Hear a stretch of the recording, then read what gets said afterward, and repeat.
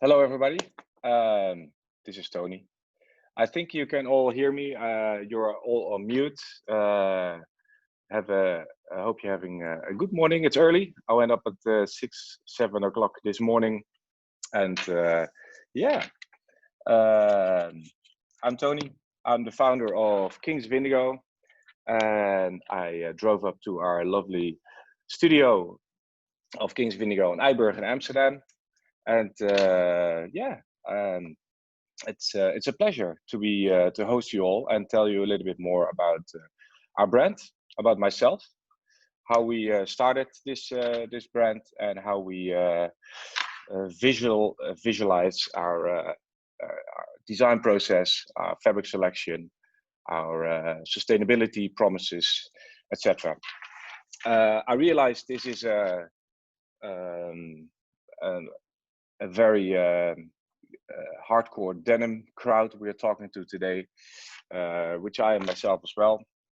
Kings of Indigo has started about 9 years ago, and with definitely with the love of denim and the love for authenticity, but also especially with looking at the future, and always have been working on how we can make our product more sustainable, work in different ways. So definitely marry the past and the future together, and we will call that quality wear for the next era. So yeah, that's our promise. Before I started with Kings of Indigo, I worked many years in denim industry. I started in 1997 at Pepe Jeans. Pepe Jeans was a good hub for a lot of people who started with denim at the start of their careers, like Jason Denim, Karl-Heinz Müller, Steve de Pas, many Dutch denim people, Nigel Barnes, creative agency Pirate, and was a great starting point for me as a learning curve to learn a lot about jeans. Trevor Harrison, pattern maker, and these days still designer of Pepe, learned a lot about fits, fabric selections, and washes, etc. So it was for me a great school to learn.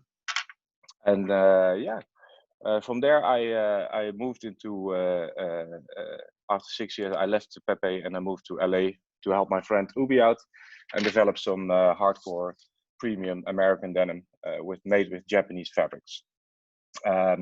After 1 year, I wanted to go back to Holland because the relationship with my girlfriend was not going too well. And I was asked by Koichi, the first sustainable or first organic denim brand in Europe, to be their CEO. And I took the challenge because I thought it would be really interesting to join the beauty of authentic quality denim product, and also taking care of this world and making the world a little bit more beautiful. And try to innovate as much as possible.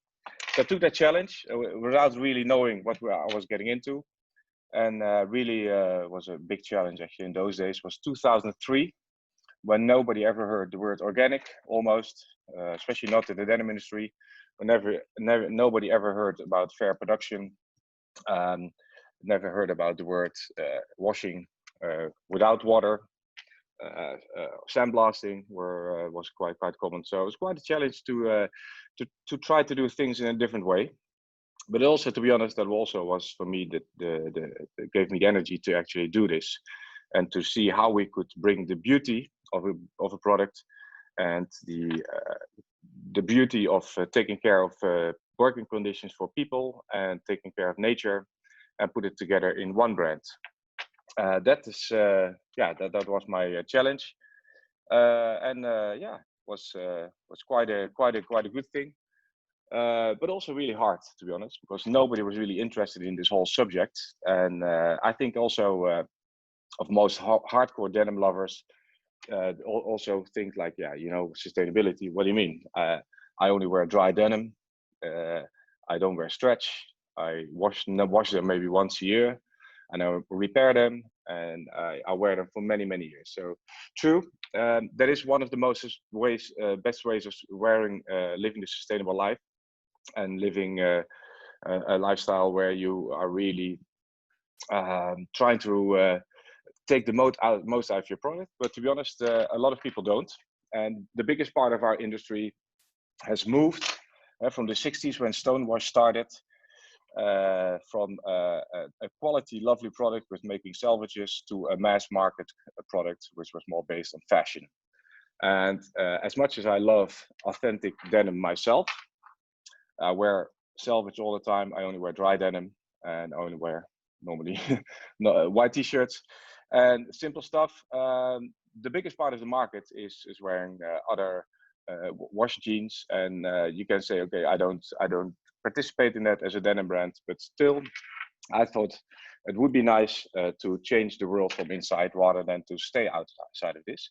So I took the challenge at Koichi, and after 7 years of coming from 0% organic cotton, we managed to develop the brand in a couple of years to making the first organic cotton jeans in 2004, and also working with Made By to make sure that we are making better working conditions, working on SA 1000, and definitely was pretty all premature what we were doing. Very simple. It's mainly based on organic, and yeah, slowly we were moving towards a more complex products. So we started with t-shirts, sweatshirts, quite easy products to develop in organic, and also we did it in 1 year, and actually it was quite simple to get the most beautiful cotton from Peru, the Tanguis cotton, and then develop that into beautiful garments. The most difficult thing was actually at that time to develop organic cotton denim.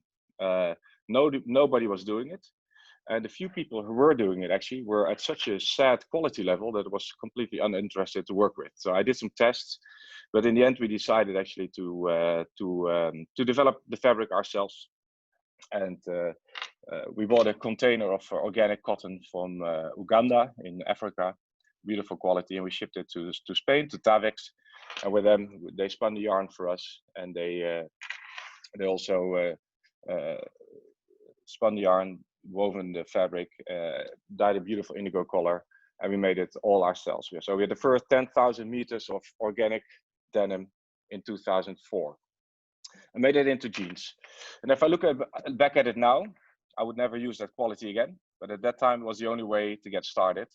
And I think the way with innovation always is, if you don't start because you're not happy with the end result yet, you will never get anywhere. So I think it's very important to along the way to make mistakes and to keep improving the quality, improving the footprint, etc. on it. But I think I was pretty proud at that time that next to Rogan Gregory from the States, who had with this brand Loom State in the US, was doing organic cotton denim at the time, to be the first in Europe with Koichi. But after 7 years of Koichi, I wasn't satisfied yet. I thought it would be nice to, work from my own perspective. I think Koichi was already set. The design was okay, but it was not my personal taste or personal level. So I left in 2010, and actually started with a friend of mine and my old CFO from Koichi. We had the idea to make a new brand. And one of the things we faced with Koichi was that the brand name was incredibly difficult to remember or to pronounce, and also was sometimes difficult for people to understand, because a lot of people thought Koichi was from Japan, and a lot of people said Kiyuchi, Kayachi, Kuyochi. It's quite hard. So when I started with Kings of Indigo, actually, I first came up with like a very simple name, and that was Koi, named after a koi carp, which is tattooed on my right arm, in remembrance of my mother, who passed away in 2002, who hated tattoos. But when she passed away, I thought it was a good time to do this lifetime wish of me to have a decoration on tattoo decoration on my body. And I thought that the koi carp was a perfect symbol of fish swimming against the stream, and which was actually quite a good vision for my mom, who was also doing that in her life. So and then starting from the beginning, so we had the choice, of course, with a new brand. Everything is open, the design process is open, your inspiration is open. your way of working is open. But what I found one of the most interesting things actually of making sustainable denim with Creature was that process of innovation and trying to really marry the quality level, the affordable price level, and also marry that together with a great clean product which is made under fair conditions in factories, and also making with as little chemicals and as little water as possible, but still being real denim and all still being real quality. So yeah, we started with the two partners, and at that time in my years in denim since '97, I fell in love with two countries. The first one was America, where I lived for 1 year, and working with Ubi on his collections, and Japan, which is a country I visited many times for work, either for inspiration or for some production work. And those two countries truly for me were my biggest inspirations. And so when I started with Kings of Indigo, or actually Koi at that time, I felt very strongly to marry those two together. Of course, Koi was actually already transferring the message of a link to the honor of Japanese denim, and for me, the most beautiful product. And what I loved about the Japanese is that they pay so much attention to detail and are so specific about how they make stuff and present stuff, and they really upgraded the old salvage machines to a higher quality, and really brought it 20 steps further. And I felt very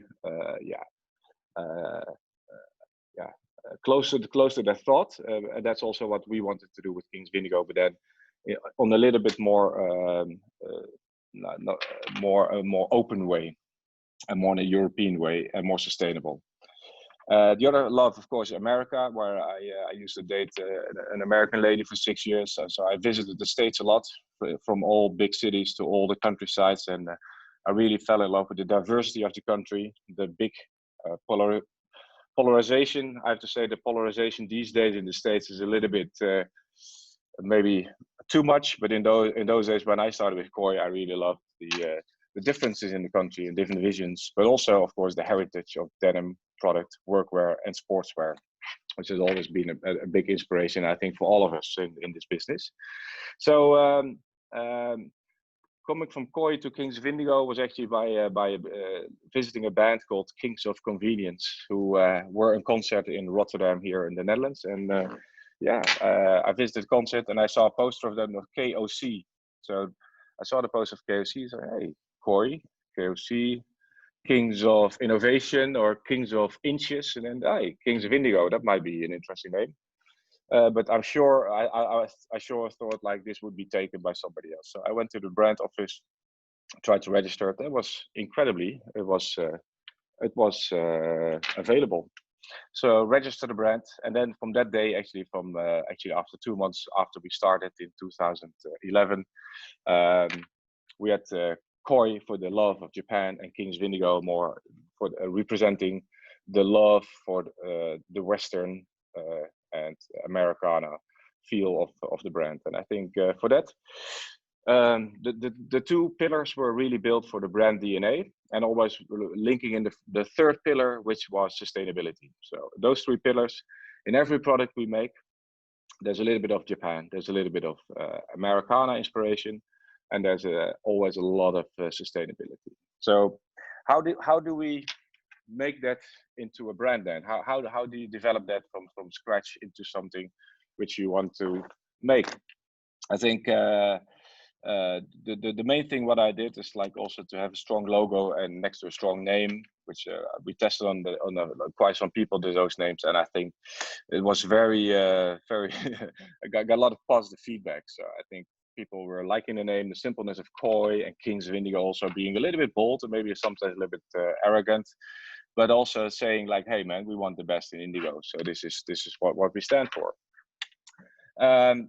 In my past, I worked with some great designers from the UK, Carl Stewart and Joanna Sindel, and I asked them to help me with setting up the brand DNA. And Kyle, being an amazing graphic designer, also these days being the owners of a Goodwood store in London, Carl actually took all the inspiration I took from all my journeys to Japan and America, and also with his own broad knowledge of old Levi's details and old denim marketing communications. He took the liberty and he made a proposal, and in the end, this became our logo.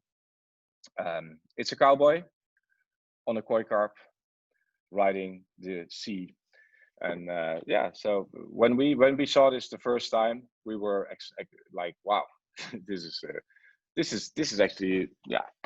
I would never have thought of that myself, to be honest. I have to be honest. I think I have a great sense for how to build teams, but I think from this part, I think we really would have never been able to get this brand DNA as strong as without Kyle. So I think this cowboy riding a koi carp set the different things of our DNA, which was Japan, America, but also especially the fun part. A little bit vintage humor. Of course, it has a strong link to the Lee Rider. It has a strong link to Levi's.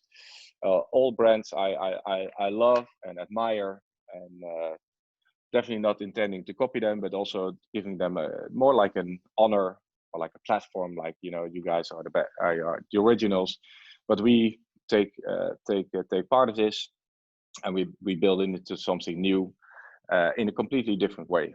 So, and also being the cowboy riding with the koi carp on the sea is also representing the water we are cherishing and want to keep clean, and also keeping the home of the koi, which is the water, keeping it as clean as possible by using as little water as possible, and the water we use, we clean it as much as we can. So yeah, we had a story, we had inspiration, we had a concept of trying to continue the organic movement and try to focus on making beautiful product, which is also good for people and planet. And also at that time when we started, still there was not really anybody really interested in this subject. It was 2011 when we launched at Bread and Butter at the Lock area, all between beautiful, lovely brands. But we were actually the only sustainable brand at that time presenting at the Lock. So we had quite a unique position, but also so unique that also still a lot of retailers were not 100% into this yet. So it was not easy to get started.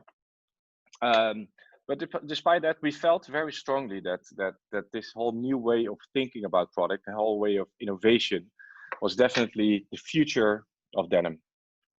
And not only the future of denim, definitely also the future of the whole fashion industry. And so yeah, we kept going, and we had very, very loyal suppliers. And without any good suppliers, like I said, without any good designer, for Joe making the first denim designs and Kyle making all our graphics, without that, we don't.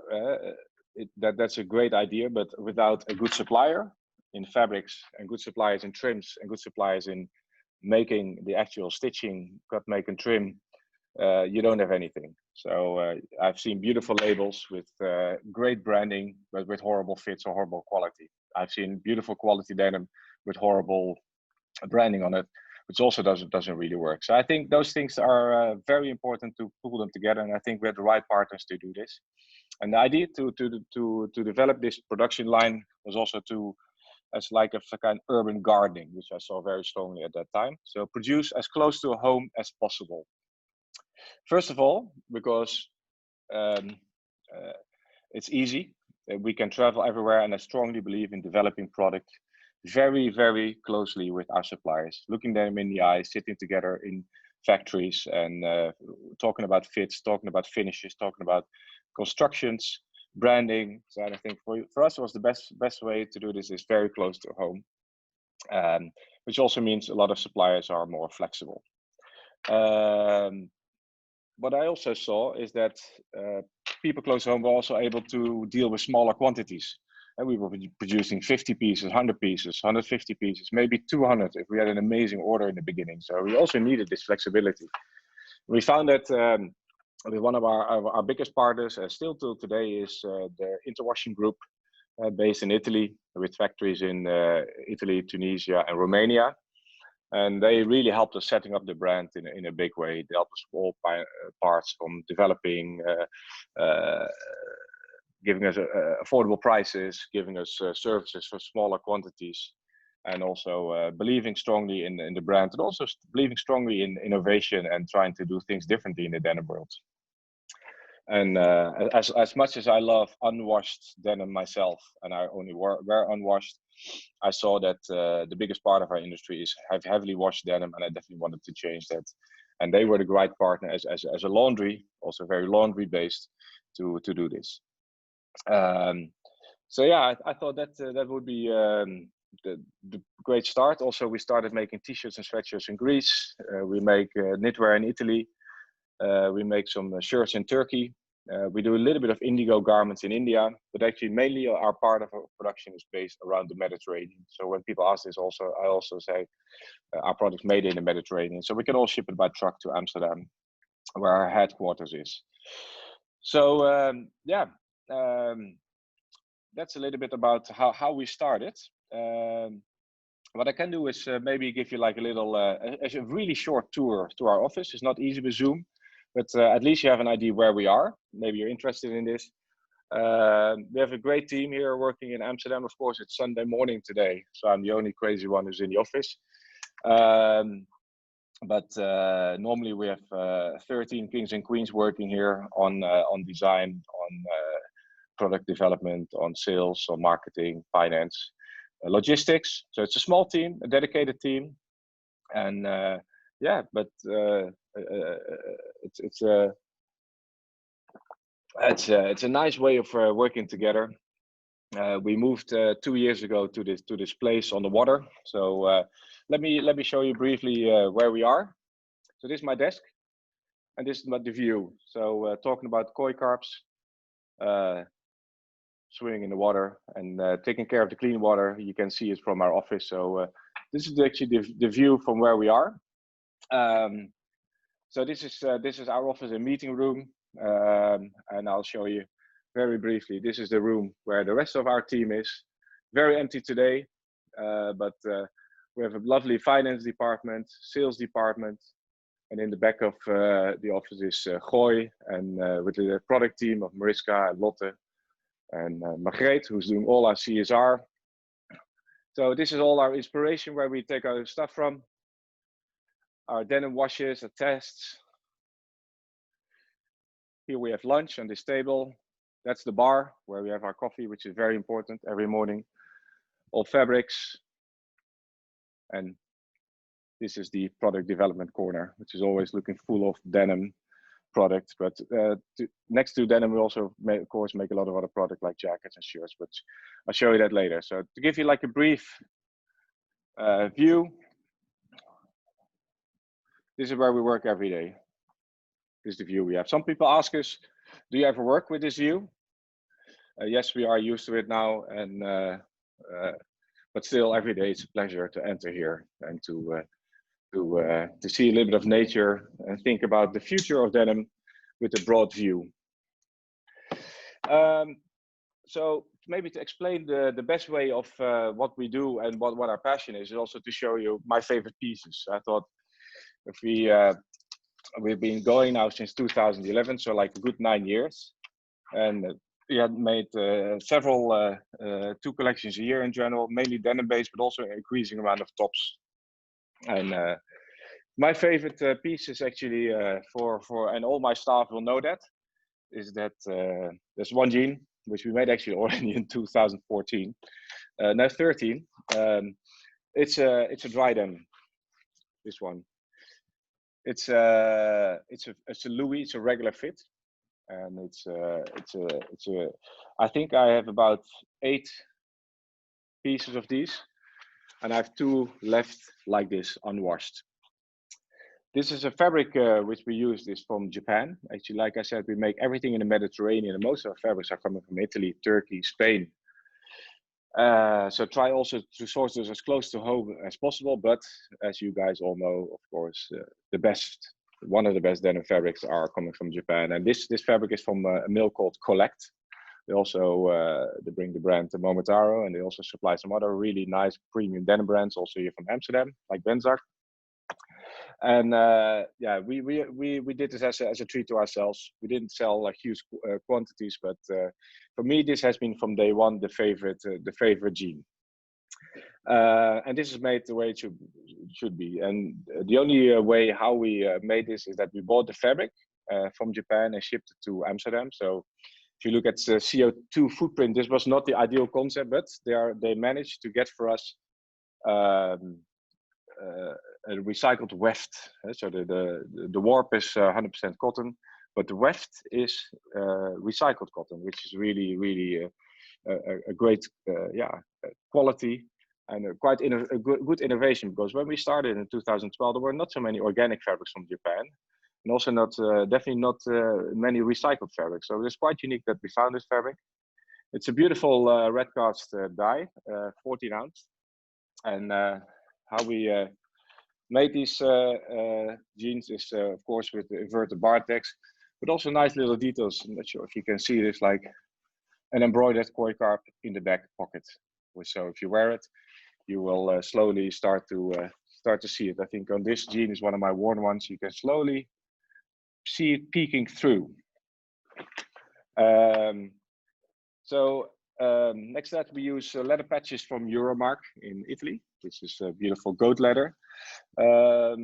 And to be honest, in the past years also we have been innovating a little bit on different things. For me, leather was always an amazing fabric, and I still love it. I'm a meat eater, so I also am not 100% against the use of animal products. But we have an increasing demand in the past years of more vegan products. So also next to this real beautiful leather, we also have been going a lot for more Jacron based patches, and also some recycled PET polyester patches.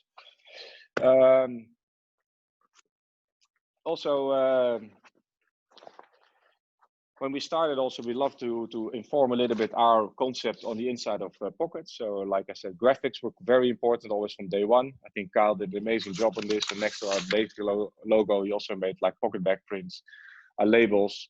And also, as sustainability at that time was still not such a hot topic, and to be honest, also a lot of people actually were kind of offended by it or irritated by it, like yeah, whatever, or organic or sustainable, who cares? But we also did, it's like nobody could really see at the outside of our product that it was organic, or that it was made with recycled cotton, or that it was made in a fair wear audited unit.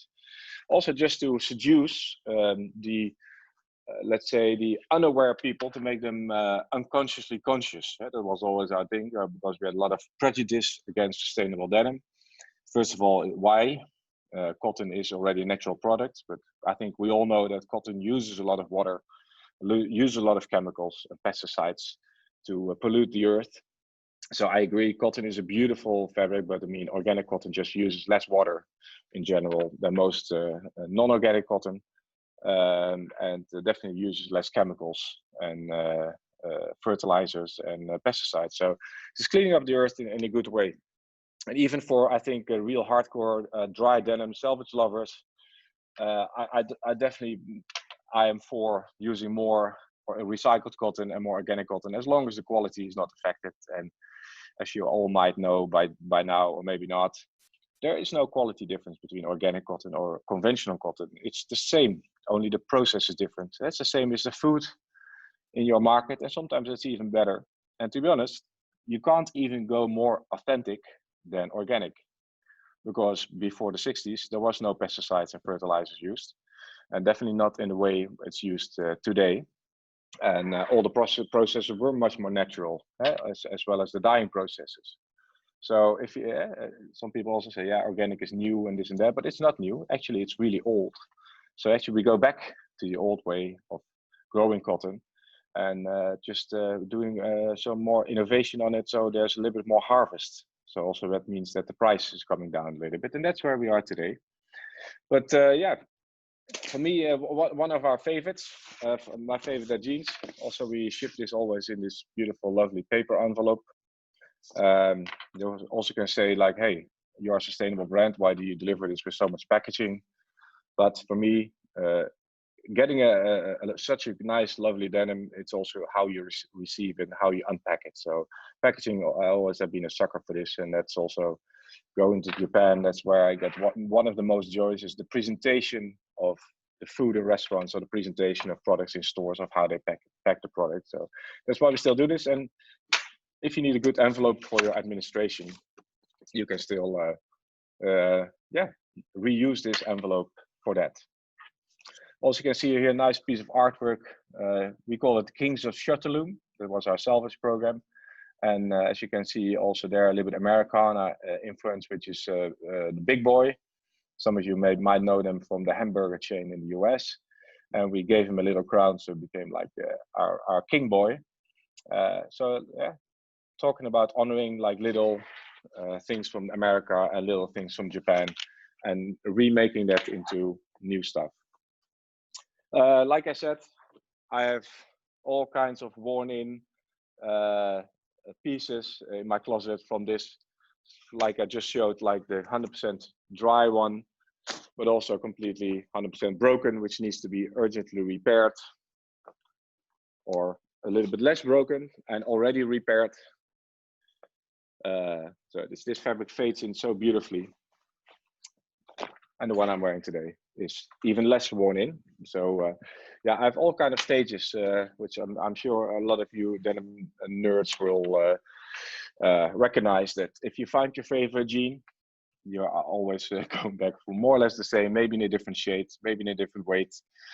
But it's very hard to find the perfect fit. And for me, that's a good thing about making your own denim brand. You can definitely look at the market, but definitely also make sure that fits do suit you very well. And as much as I'm a Levi's lover, the Levi's cuts in general are not really made for my body type, a little bit bigger body. I can't, yeah, for me it doesn't fit as well. So yeah, we definitely made this based on authentic details, but also the patterns we made more for today, and also catered mainly for initially for more Northern European cut. Yeah. So I showed you the pocket folder of this man jeans, which is made of recycled paper, of course. Everything we do, all trims we use in our products are recycled these days. I'll tell you a little bit more about that later. So for men jeans, we started always with this, and for women's actually also. But last year, actually, we started to separate men and women a little bit, give a little more feminine touch, where we have the koi carp with the cowboy on the man jeans. These days, we have a geisha girl on a horse in front of Mount Fuji on a kind of prairie. So that's how we visualize the women's. So it has a little bit more fresher colors, also recycled paper, of course, but and also saying organic cotton, and giving the quality level what it is, and also separate men and women as we grow a little bit further. We felt the need to separate these two things. One of my other favorites, of course, like I said, we make denim. I've only one favorite jean from us, to be honest, at the moment. Of course, I have a few other ones, a few looser fits, some shorts, etc. But these jeans are the ones everybody will recognize is in the office, are the ones I always wear. And next to that, one of my favorite jackets we ever made was a jacket we made in 2005. Sorry, 15. 2005. I wasn't the King of Indigo yet. And we made this lovely garment dye jacket. It's actually a navy jacket. Together with stitching it at Art Lab, also in Tunisia. We took a fabric, a 13-ounce unbleached cotton from Orta, a fabric supplier from Turkey, and we stitched this in Tunisia with Art Lab, and we then sent it to Italy to the laundry called Martelli. And Martelli, for me, always has been an institution, and I think for the ones in you guys who have been busy with wash garments and laundries, Martelli always have been an institution. Unfortunately, they went bankrupt a couple of years ago, and fortunately, they also got taken over. The archive got taken over by LT Group, our partner in production, and they made an amazing museum in San Bonifacio, where they are based. So if you ever are close to Verona, go check it out. I think there are 30,000 old jeans of washes in there. There's a museum with jeans from the 1800s, but also that an amazing library of tests of washes. And this one came from there, so they really nicely stitched and repaired this. It has a lovely embroidery on the edge. I think they did amazing work. It's a lovely, of course, French work blue color, and yeah, just repaired with all kind of little floral dead stock fabrics, off white. So in the end, one of my favorites. Heavy, but also still good enough for summertime. As I love jackets, you should ask my wife to be. My closets are full of jackets. Every time now we have a deal that every time I buy a jacket, I have to get rid of one, which is really sometimes very painful and very hard. But okay, let's do this. And also I have a big love for Americana stuff. Like one of our the great things from a sustainable perspective, but also from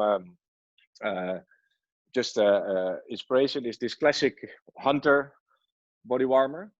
You say, okay, whatever. I've seen that many times. True, there are many brands doing this, but this has quite some interesting ingredients.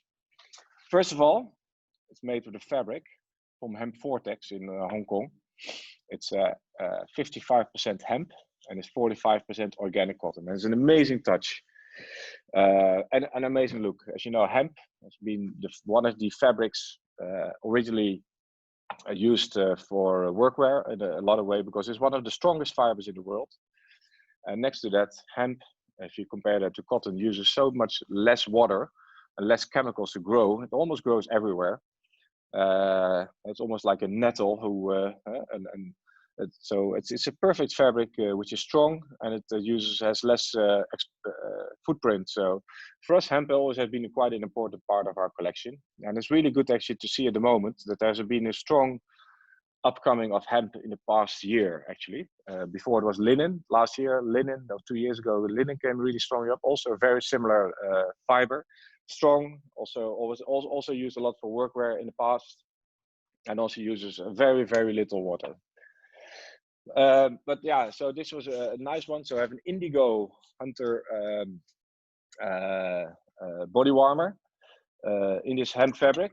And one of the other interesting fabrics we always do is corduroy. We make chinos out of this. We make overshirts out of this, and this is also from hemp vortex. There's also hemp with organic cotton corduroy, which is quite unique. Corduroy is normally quite stiff. This is quite a nice fluid one, soft one, and it's a nice combination together as a navy color compared to in the mix with the hemp fabric. And was that it? No. Next to that, another fabric we use many times is tencel. And tencel, as you might know, is a fabric which is taken from eucalyptus trees, and then it goes into a closed loop process made by a company called Lenzing in Austria. And that's also been really in the past 2 years, actually, very, very much with a lot of brands, mainly women.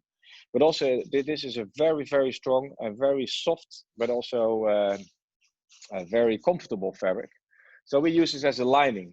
So indigo dyed, yarn dyed stripe in the kind of chambray construction, and we made this as the lining of this body warmer, and then finish it off with like organic cotton neck, stating our one-liner quality wear of next era, which is the metaphor we use for all our products. We make quality, we make it for the future of this world, and so yeah, I think also definitely one of my favorite pieces. And hemp also, to be honest, also hemp selvage, hemp fabrics are really, really nicely and very, very comfortable to use. Also, we made actually a few shirts out of this fabric, exactly the same fabric. Western shirt, indigo dyed, same fabric, a little bit darker, rinsed, which is really nice. And also we made more classic sportswear shirts, like this is a button-down shirt called Enda, also with this lining fabric, which we also use in our jeans, which is a ticking stripe. Ticking stripes, as you might know, some other brands use as well, has been the original covers for pillows and mattresses in the United States. So this also has been an honor of homage to the American workwear and who was using actually old pillow covers and mattresses covers to line their products. Also, next to this lovely hemp fabric, also if you talk about sustainability, we use buttons, and most buttons, as you know, are made from plastic.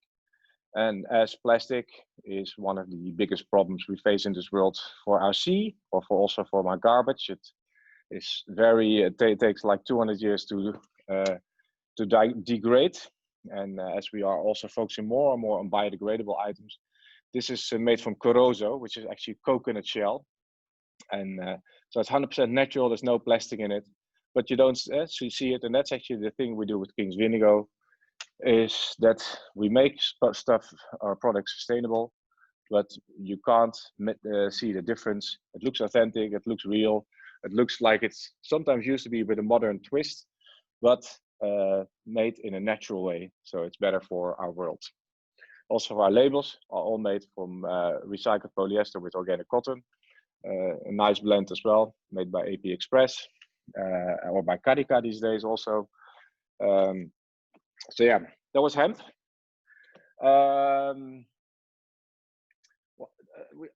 I showed you the David, right? Like a garment dye fabric, off-white fabric, and also with that fabric actually we use a lot. Off-white, of course, especially at the moment, it's very, it's a lovely, lovely color to wear. I just ordered actually a Benzak jean this week in a off-white selvage, amazing jean. You should take a look at it. It looks great. But also we've been using off-white already in non-selvage for quite a while. And a couple of years ago we had this memorial suit. Actually, it's a jacket, and if you look closely at it, there are a lot of text on it. And these kind of suits were actually made for when people left the army, and all of the people of their own squad, they made a sketch, a drawing like this, like a little comic book drawing, or their name on it. You can see actually my name on the jacket here, and Bart, who used to work with us many years, left unfortunately to New Zealand, and Leonie.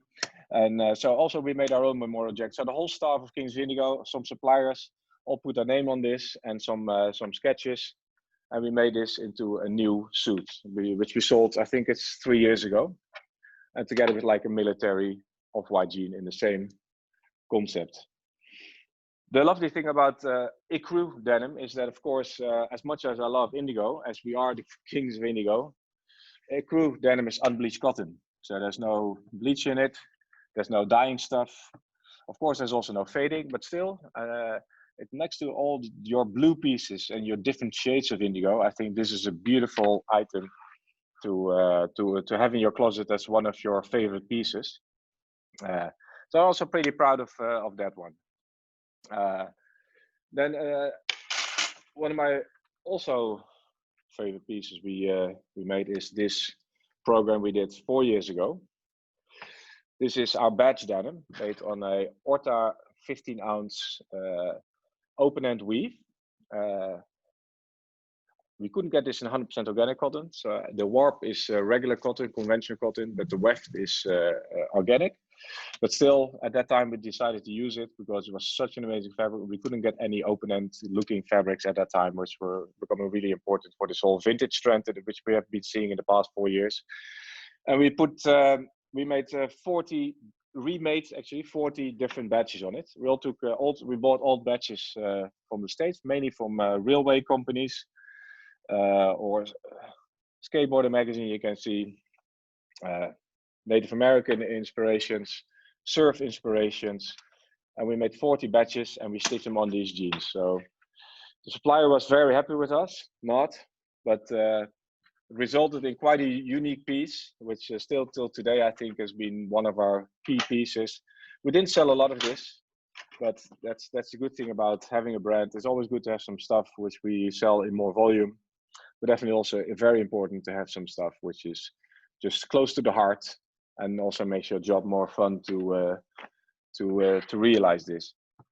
Another talking about artworks, Hanzai jacket. If you look at, we're selling a lot of black denim in the past years, selvage and non-selvage, stretch and non-stretch. So black, although we are called, our name is Kings of Indigo, I think we sell more, the best-selling jeans at the moment are still black denim. although it's starting to turn a little bit more back to indigo. But also we have Goy has been our designer, Goy Tai.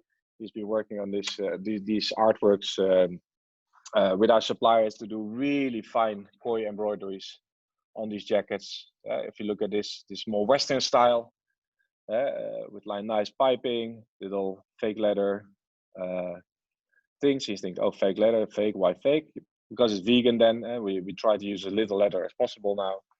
And also this has been one of our lovely pieces. Still available, I think, at the moment. It's a short crop jacket, and showing also the love for like pimping up garments when necessary, and the love for a little bit humor in collection with such a serious subject as sustainability.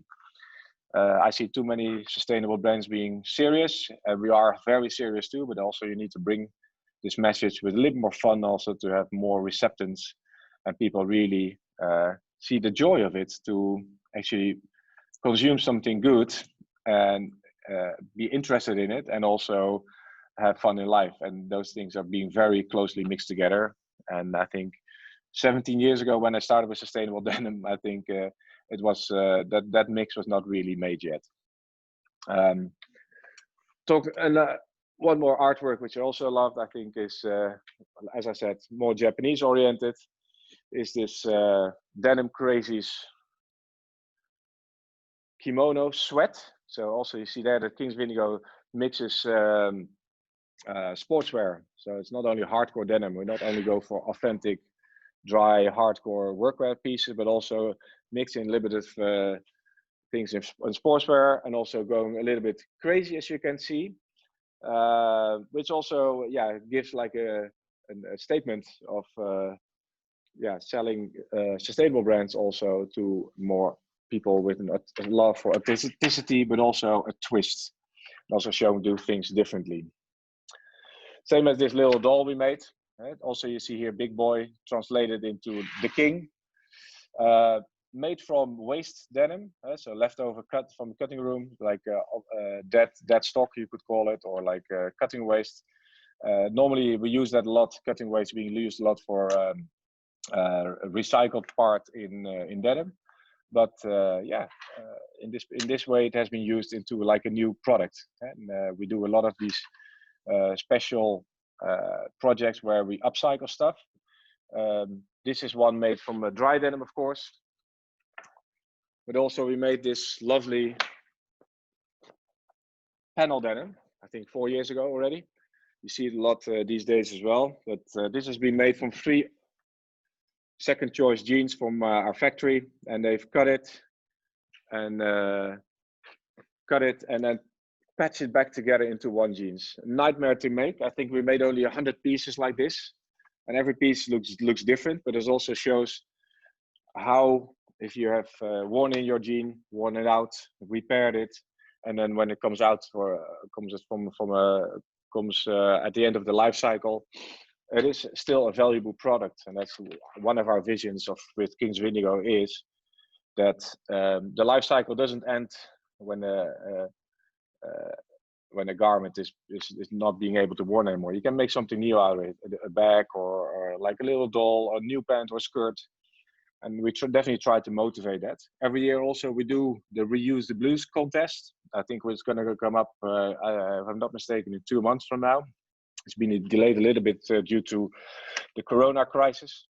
And everybody, all you guys can just order 3 pair of jeans. We send you a few pairs with some accessories, and we do a competition who makes the most amazing stuff out of it. And we did this twice already, and I was amazed what we received back. We received shoes, slippers, yoga mats, football,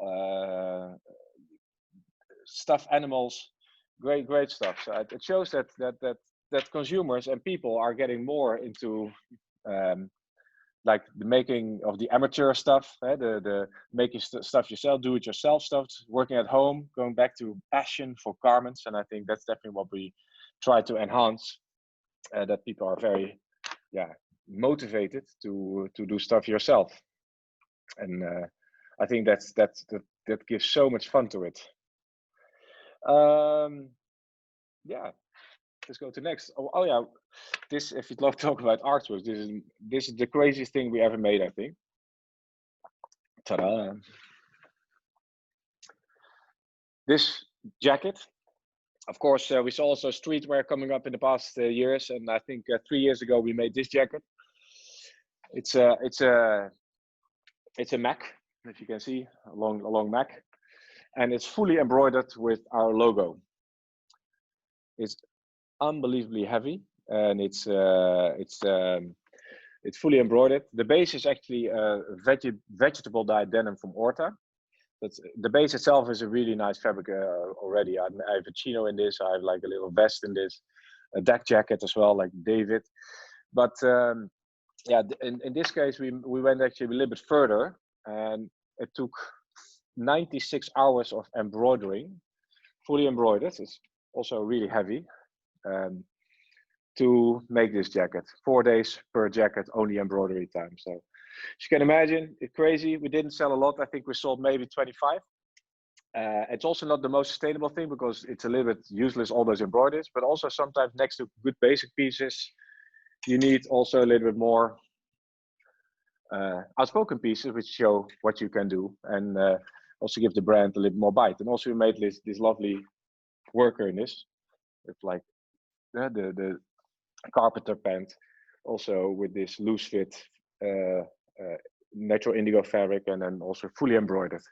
So on these warm days like today, it's amazing weather. It's a little bit warm to wear, but still it's very special.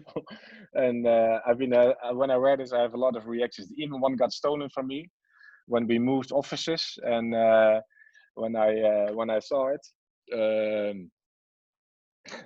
I saw it back on the street actually when I was eating a portion of French fries with my wife-to-be, and I saw a bum walking around with that jacket. So apparently he found it somewhere when we moved. But that's a little story. So do we only do adults jeans? No, we also make, of course, when I got kids. Actually, when it started with Kyle and Joe got their kids, we made like a baby koi for them to as a present. And then we got so many great reactions from our customers on this that they asked, hey, why don't you make this? So yeah, now we make a whole set of baby koi t-shirts where we use this little koi carp king on it, and of course nicely packaged kids koi these days, because my kids are not babies anymore, so we had to make kids koi also in a dry selfish fabric, also with their own pocket folder, also with the embroidery in the back pocket like we do with all salvage denim, as you can see. And yeah, I think my son, I think, is only wearing this. It's not because he has to, but nicely worn in. I think this was the baby koi he wore. It's his first year, so it breaks down nicely. It's a great fit. Also, actually, we did a really nice one with Long John, the denim blog you all know. And together with him, we made this little baby koi where we stitched and repaired the kois with old kimonos, which is quite a funny one. And then if it's worn in and washed many times, it looks like this. So it stays really good, and we have quite a good response. We don't sell it in volume, but still it's quite an important part of our collection, where we of course try to save the world for the next generations with our sustainable concepts, but also making kids clothing in that perspective with a quality appearance. So it's also not cheap, but it's quality, and it's stuff you hand over. You can even sell it easily secondhand again, and we definitely motivate that. Yeah, then t-shirts I think I haven't shown yet. This is my favorite t-shirt, wearing it today. 2-pack tee from Koi, also with artwork made by Carl Stewart. 100% organic cotton, 180 grams, made in Greece. Yeah, just a classic tee you need for your wardrobe, and also with fun artworks on it. And we always say, always have a spare at home. So this is still made actually with plastic, but also actually last year we went over from regular plastic to 100% biodegradable. So like I said, with the buttons, we've been really working on the buttons with the Caroso, which is really expensive, but definitely much better than plastic. But also with the poly bags, we had some problems. And yeah, now we have developed this. This poly bag is actually in the design of a bandana, which is hard to see with the denim in it, but definitely the best way, if you throw this in the water outside here or on the ground, it's gone in 2 to 3 months. So so much better than regular poly bags.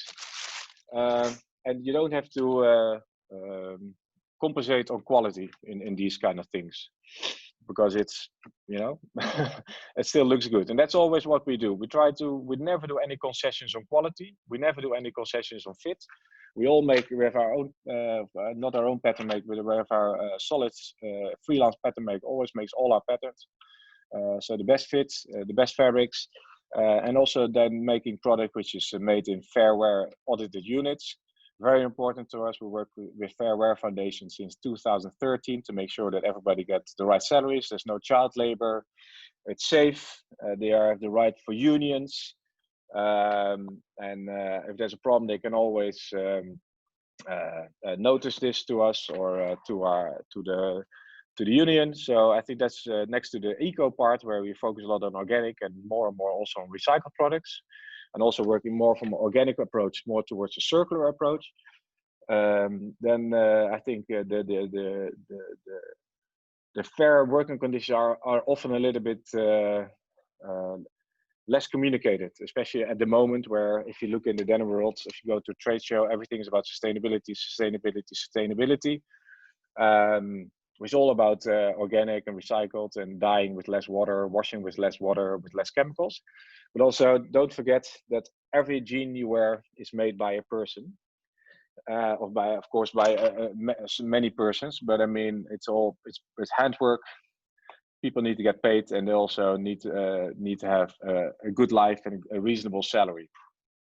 So also with Fair Wear Foundation, we try to move from minimum wages up to a living wage, which is higher than the minimum wage, to make sure that also they can take care of their family, and there's no danger that people might have to get their children to work, or might not have enough food on the table. And it's a very relevant subject at the moment with all Corona going on. The factories have been closed for 6 to 8 weeks. I know a lot of bigger companies have canceled their orders, which were already placed.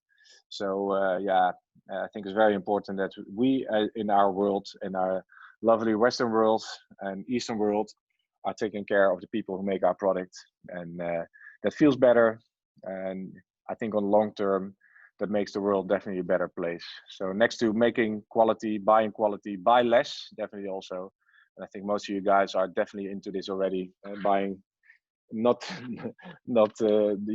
are definitely here in a slow fashion area, than instead of like fast fashion. And I hope the rest of the world is waking up at the moment with this whole Corona situation, and change their consumption behavior and start to buy less stretch denim, less wash denim, and keep their jeans for a very long time. Not only for Kings of Indigo, of course, but also there are many brands following the same concept at the moment, which I think is amazing.